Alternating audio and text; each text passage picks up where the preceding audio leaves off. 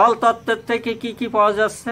স্বাধিষ্ঠান চক্রে জলের স্থান আগেই বলেছি, শুক্র শনিত মল মূত্র মজ্জা, শুক্র শনিত।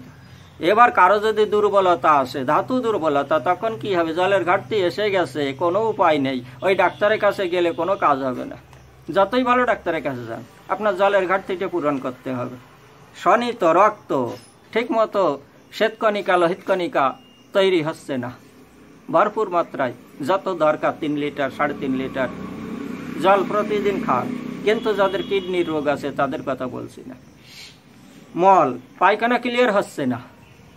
এবার এই যে মানব দেহের 22 ফুট লম্বা স্মল ইন্টেস্টিন, 8 ফুট লম্বা লার্জ ইন্টেস্টিন, এই যে মোট 30 ফুট লম্বা স্টোমাক থেকে এই যে ইন্টেস্টিন পার করতে 24 ঘন্টা সময় লাগে।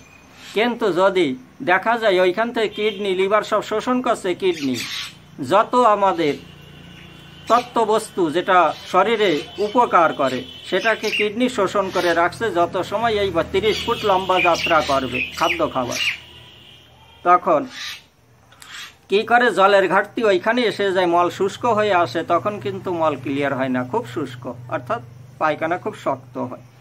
তাহলে ভরপুর মাত্রায় জল খান প্রতিদিন, মল ক্লিয়ার হবে, পায়খানা পরিষ্কার হবে।